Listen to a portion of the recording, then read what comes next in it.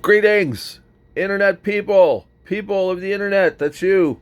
I'm Darren. I'm not on the street today. I'm at my desk. I'm gonna show you some. We're gonna go behind the scenes at Grunk, the Smasher. I'm gonna switch you around. Hold on. We're gonna go over here. I got this thing all rigged up, trying to figure out how to, so I could show you my screen. Hold on. Bloop. Here we go. Look at that. All right. Now, what you're looking at here is 3D software called Maya. And this was when we first started working on the tower. This is the Evil Wizard's Tower when it was a 3D model. Back when it was going to be a 3D model, and these designs went on for fucking months, maybe even a year of trying to figure this out. And then eventually all this, like thousands of hours of 3D models, I threw all of them away. I got decided I didn't want to do it like this with 3D models. This is back when this was the model for the dummy model for the airship. At that time it was going to have two things, so it could be like more like Star Trek. Anyway, we didn't end up doing that either. But you see like what's going on here. See, we had real things on set. Like we had real stairs and we had these real columns and archways here. And what I did was I built 3D models of them that were the same size relative to all the different places. Like when we shot the finale of the movie that takes place on the top of this tower, it was shot on 3 or 4 different setups. One setup, the camera faced this way, where there was a well right here. Another setup was over here, this area which we called the Vista. And then there was also another area over here that was a stage that we called the stage, and that's over there. But then, like even like here's how much I tripped out on this. So these are like pieces of girder. These are the same as the real life girders that we had. And then down in here, you can zoom down inside the tower and say, here's more of these flats that we had built in real life. So these are to scale to the real pieces that we had. And that's why there's another airship down here, because I knew that when I made the model, it had to, story-wise, it had to have room for the airship to land. So I made a little airship. And these are also, like, you can see there's a person in here, because we knew at one point one of the characters has to come off the airship. Jump off the airship. So in this case, it had a little, like a truck bed in the back, and we ended up changing all that. The only thing that remains the same, see, is like, because this part right here, what we called the gondola, that was built in real life. So anything else could happen with the model. Like it could have 2 of these or 1 of these, like it ended up having, or a different back or whatever. But this part had to stay the same. The gondola had to stay the same, because that we built in real life, and it had real actors that rode around in it and stuff. Anyway, but so we had that, and then let me take you over to the other folder. Let's see if any of this will make sense. Vang's Tower, right? So here's, like, I had these plotted out, where these were the different camera angles that we were going to use for what this was going to be a set called Passage. And yeah, I'm sure this ended up as a scene.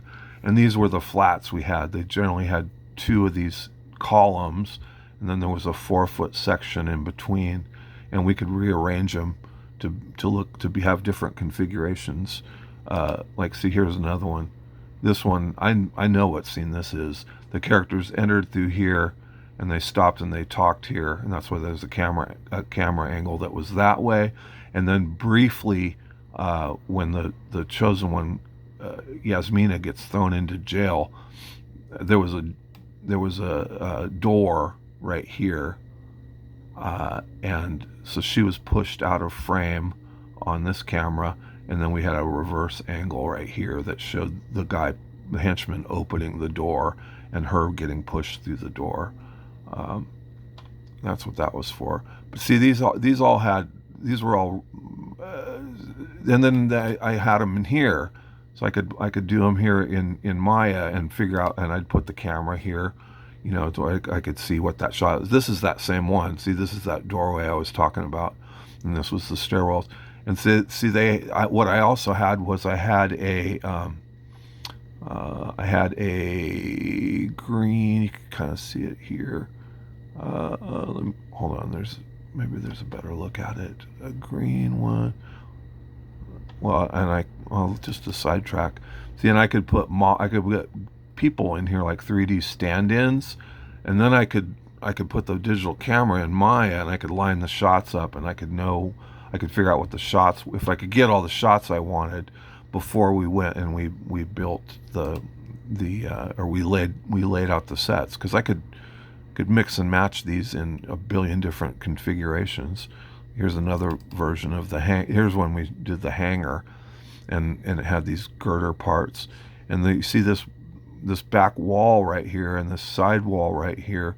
Those were mapped out to be the actual space we had, the warehouse space we had. We knew it was a certain size, so I would know how much fake set or how much set we could fit in any given shot. Like this one was like trying to figure out how to put the stairwells up here and an entryway, and because we had two of these platforms and we had one. Do we have one or two sets of stairs? I can't remember now. I think we had two sets of stairs because we would stack them like Legos to store them. So we had two sets of stairs. Right, there's the other ones in the back here, and we had two of these platforms, 4x8 platforms, and then we had all of these flats and the topper right here. That was all styrofoam, the one that went across, and they would, like I said, they would mix and match in all these different ways. These were here's another setup, just moving these same pieces around. And these were the pieces. We got these from Dan Neeland. They were left over from a play, and we cut them up and repurposed them, and they kind of became the look of our hangar, which we didn't really know what it was going to look like. Like there's the model of the fountain right there, and just a bunch of stuff that was inspiring to look at. There's a lot of like I looked at a lot of stuff from plays, because I knew we were going to be building real sets and practical sets for the actors to be on. So we wanted to make sure that even though, I was like maybe getting pretty turned on by pictures like this, I'm like, well, yeah, but we have to build the real sets, so we have to build something we can kind of match from the miniature to the real life set. So I had a ton of these pictures from Brave Star, a lot of cartoon stuff, because I like the angles on the cartoon stuff.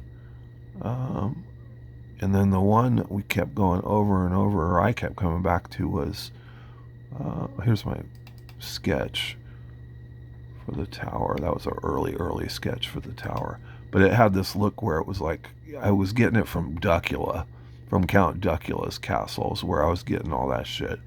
It was all like, I kept wanting to make it look like Duckula. And I would think I had a picture of Duckula in here, Count Duckula's castle, but I guess I don't. But